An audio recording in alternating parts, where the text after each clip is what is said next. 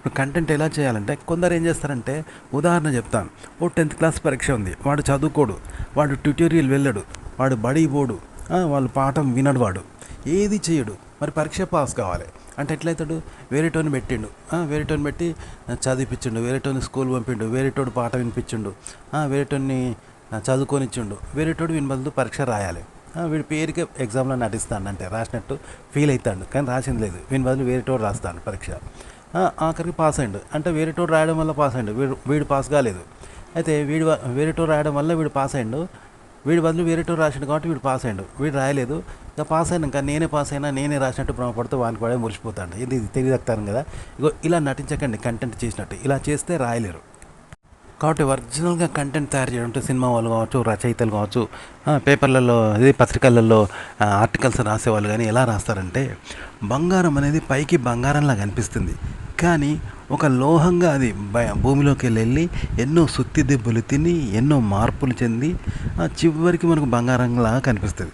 మనం అనుకుంటాం వేరేటోళ్ళు రాసిన ఆ కథను చదివి, వేరేటోళ్ళు రాసిన ఆర్టికల్స్ చదివి దాన్ని కాపీ చేస్తూ మేమే రచయితలను భ్రమపడుతూ ఉంటారు. తప్పన్నట్టు దాని వెనుక వాళ్ళు ఎన్నో భర్జనలు పడి ఎన్నో మార్పులు చేసి చివరికి వాళ్ళు ఆర్టికల్ తయారు చేస్తారు. అన్ని మార్పులు చెందించాల్సి ఉంటుంది. ఒక ఆర్టికల్ రాయాలంటే అంత తతంగా ఉంటుంది. కంటెంట్ ఎలా క్రియేట్ చేస్తారంటే అసాధ్యాన్ని సాధ్యంగా చూపెడతారు. అంటే ఉదాహరణకి మనం తెలుగు వాడిగా పుడితే ఏం చేస్తాం? తెలుగే నేర్చుకుంటాం, కానీ ఇంగ్లీష్ నేర్చుకోము. అంతేనా? అంటే పుట్టుకతోటే తెలుగు నేర్చుకున్నాం అట్లా అనమాట.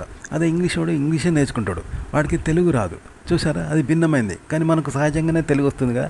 ఇగో ఇలా ఒక అసాధ్యాన్ని సాధ్యంగా చూపెడితే ఏం చేస్తాం? అదే సాధ్యం అనుకుంటాం, అది అసాధ్యం కదా సాధ్యమైంది అనుకోం, సహజమే అనుకుంటాం. ఇగో ఇలా క్రియేట్ చేస్తారనమాట. ఉదాహరణకి ఇంగ్లీష్ పాటలని వాళ్ళ పదాలు వాళ్ళ యాస మనం పలకలేము, అమెరికా యాస. అలాగే అమెరికా వాళ్ళు మన పదాలు పలకలేరు, మన యాస పలకలేరు, ఇండియన్ తెలుగు యాస పలకలేరు. కానీ ఒక పాట ధోరణి ఇలా ఉంటుంది, ఒక పాట స్టైలు రాగం ఎలా తీస్తారంటే, ఒక ఇంగ్లీష్ పాటను పలకలేని విధంగా ఉంటుంది, దాన్ని పలుకుతే ఎలా ఉంటుంది తెలుగువాడు అలా పలుకుతాడు ఉంటుంది. అదే సంగీతం ఉంటుంది. అలా నైపుణ్యంగా పలుకుతే ఆ గ్రిప్ను చూసి మనం పాడగలుగుతాం. అంటే అతను గ్రిప్ ఇచ్చింది కాబట్టి దాని ద్వారా ఇంకోళ్ళు పాడగలుగుతారు. అట్లన్నట్టు. అంటే ఒక పాట మనకు రిలీజ్ అయింది, ఆడియో, ఆ పాట వస్తేనే మనం పాడుతున్నాం, కానీ ఆ పాట రిలీజ్ కాకపోతే మనం పాడగలమా? పాడలేం కదా. ఎన్నో పాటలు మనం మార్కెట్లోకి వస్తే అవి విని పాడుతున్నాం, కానీ అవి వినకుండా మనమే సొంతంగా పాడగలమా? అంటే వాళ్ళని కాపీ చేసి వాళ్ళని గ్రిప్గా తీసుకొని మనం పాడుతున్నాం కదా. ఇగో ఇలా గ్రిప్ తయారు చేస్తారు. అంటే ఇలా ఒక స్టైల్, ఒక యాస, ఒక డిజైన్ అనేది, ట్యూన్ అనేది తయారు చేస్తారు. కథ అయినా, పాట అయినా, లిరిక్స్ అయినా ఇలా తయారు చేస్తారు.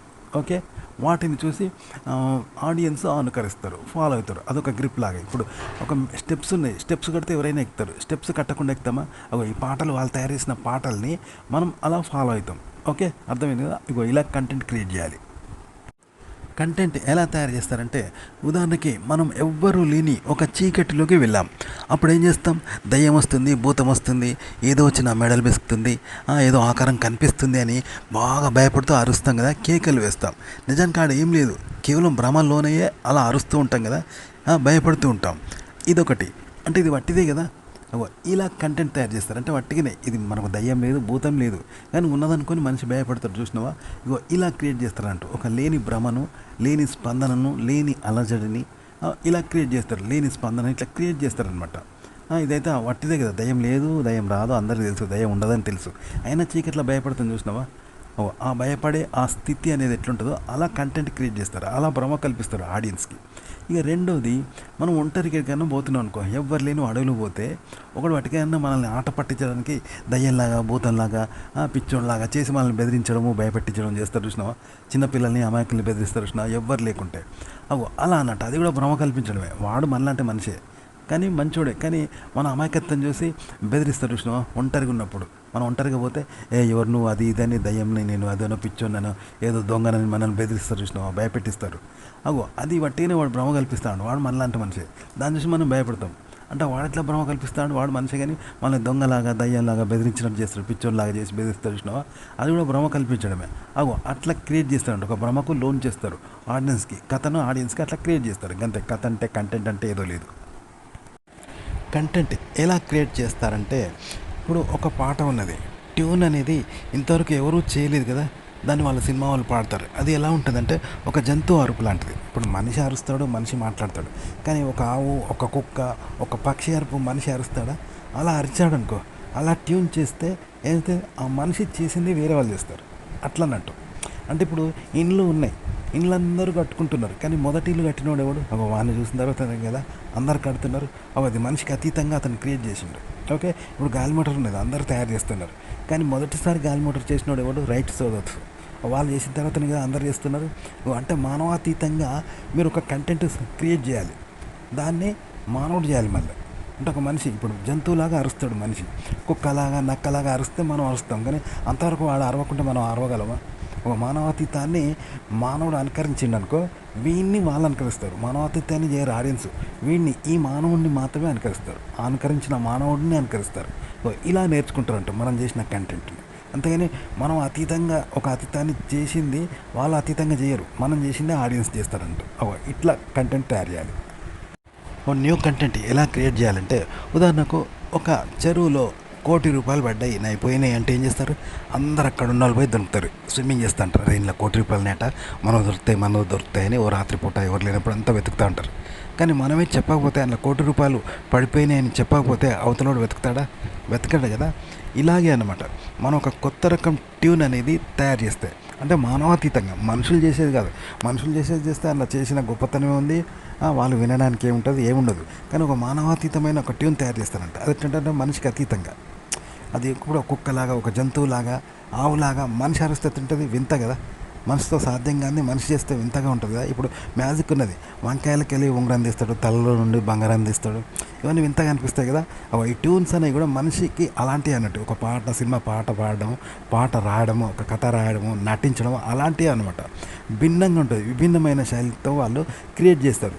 చేసిన తర్వాత దాన్ని చూసి మిగతా వాళ్ళు అలా చేస్తారంట. అప్పుడు నుండి ఒక కంటెంట్ ఇలా తయారు చేయండి, అప్పుడు దీన్ని చూసి ఆడియన్స్ నేర్చుకుంటారు అనమాట. ఇప్పుడు దొంగలాగా వస్తాడా? రాడు కదా. దొరలాగా వస్తాడు, లేదా తెలియకుండా ఏ రాత్రి వచ్చి తెలియకుండా దొంగతనం చేసి పోతాడు వాడు. కానీ దొంగతనం చేసినా కూడా చెప్పాడు, నేను దొంగతనం చేసినా కూడా చెప్పాడు కదా. వస్తువు పోతే ఎవడో ఎత్తుకపోయిందని మనం అనుకుంటాం కదా.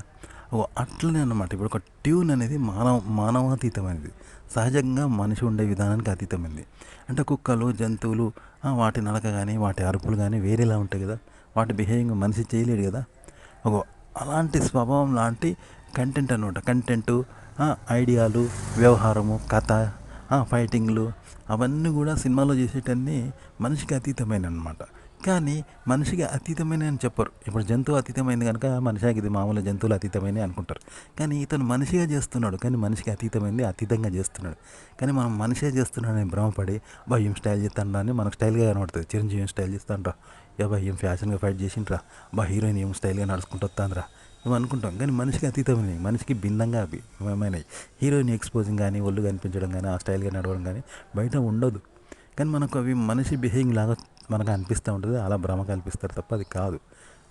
కానీ మనిషికి అతీతమైనది అతీతంగా చేస్తారు అవి. అలా చేస్తూనే వస్తుంది.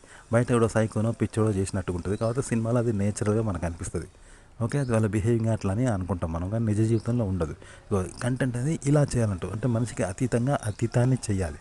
అలా చేస్తే చూపర్లకు అది మ్యాజికల్గా, తమాషాగా, ఫ్యాషన్గా కనబడుతుంది. అప్పుడు అతని హీరో అవుతాడు, ఆ కంటెంట్ హీరో అవుతుంది.